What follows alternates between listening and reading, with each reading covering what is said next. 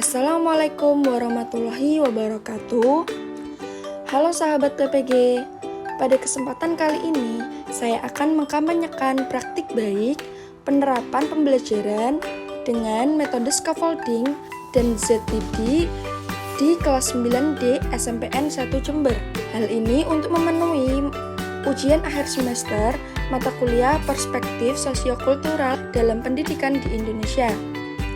Video kampanye ini dibuat oleh saya sendiri, Hovifa Indarti, dengan NIM 2402111056673, kelas IPA 1, dengan dosen pengampu Bapak Dr. Andes Albertus Joko Lesmono, MSI. Intervensi terkait penerapan scaffolding pada Zone of Proximal Development. Metode scaffolding adalah pemberian bimbingan atau bantuan belajar yang diberikan oleh guru tahap demi tahap kepada peserta didik dalam memecahkan masalahnya sendiri. Pemberian scaffolding dilakukan secara bertahap dan nantinya akan dikurangi bantuannya seiring dengan meningkatnya pengetahuan peserta didik. Di mana sebelum menerapkan ZPD, perlu untuk guru mengetahui tingkat ZPD siswa dengan melakukan tes diagnostik terlebih dahulu. Lalu untuk ZPD itu apa sih? Jadi ZPD adalah jarak antara level perkembangan aktual yang telah ditentukan melalui pemecahan masalah dengan bantuan orang dewasa atau dengan kerjasama dengan teman sebaya yang lebih mampu. Dalam menerapkan metode scaffolding, perlu menekankan pada 4 bagian. Yang pertama yaitu motivasi atau memberikan dorongan kepada peserta didik. Yang kedua modeling atau memberikan contoh yang baik. Kemudian yang ketiga reminder, yaitu mengingatkan kembali. Dan yang terakhir, yang keempat adalah checking atau memastikan peserta didik memiliki pemahaman pembelajarannya. Inilah penerapan scaffolding pada ZPD yang saya lakukan di kelas 9D SMPN 1 Jember. Di sini saya menggunakan model pembelajaran PBL disertai memberi scaffolding yang sesuai dengan ZPD dari siswa kelas 9D tersebut. Selanjutnya, kelebihan dan kekurangan metode scaffolding. Kelebihannya yang pertama, menumbuhkan keingintahuan siswa. Yang kedua, memberikan motivasi belajar kepada siswa. Yang ketiga, mengembangkan bakat dan minat siswa sejak awal. Yang keempat, meminimalisir tingkat frustasi peserta didik. Namun, ada juga kekurangan dari metode scaffolding, seperti yang pertama, guru kesulitan dalam mengembangkan rancangan scaffolding dengan ZPD. Yang kedua, siswa menjadi kurang percaya diri ketika bantuan-bantuan tersebut dikurangi oleh guru. Yang ketiga, akan banyak menghabiskan waktu dikarenakan pengkondisian kelas yang tidak mudah dikarenakan kelas 9D anak laki-lakinya cukup aktif.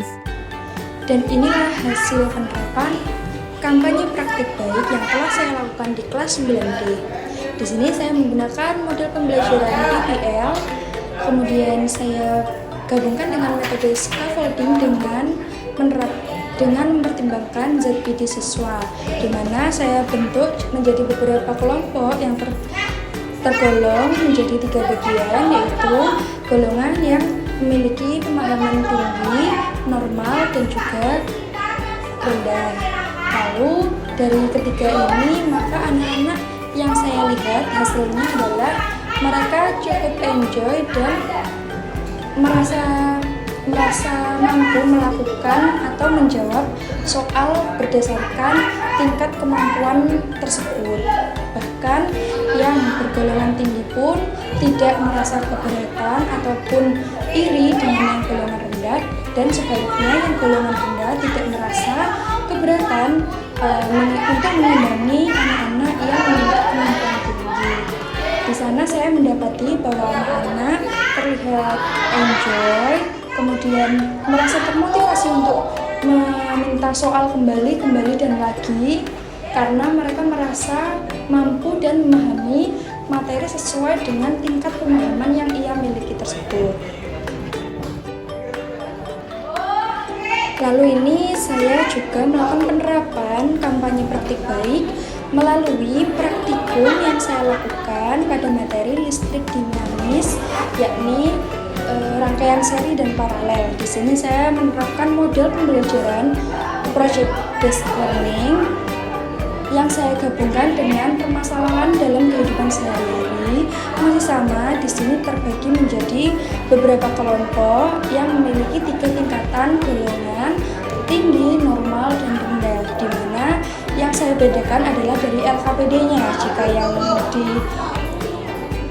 golongan tinggi, mereka langkah-langkahnya saya suruh menulis sendiri.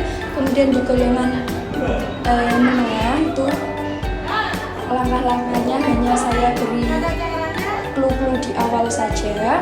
Lalu jika yang golongan rendah, saya tulis langkahnya dengan rinci. Kemudian di sana juga saya dapati bahwa anak-anak terlihat enjoy karena mereka berteman dan meminta bantuan dengan teman sebayanya, seperpengetahuannya, dan istilahnya sefrekuensi. Dan di sana saya juga melihat dan memberikan bantuan sedikit demi sedikit. Ketika mereka saya lihat sudah bisa dalam menghitung, dalam praktikum, kemudian ada juga yang lampunya telah hidup, maka bantuan-bantuan lainnya akan saya kurangi. Seperti itu. Terima kasih. Assalamualaikum warahmatullahi wabarakatuh.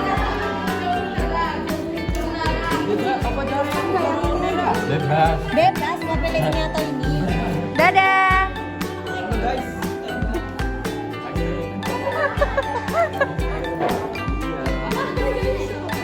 Teman-teman kelompok 4 say hi.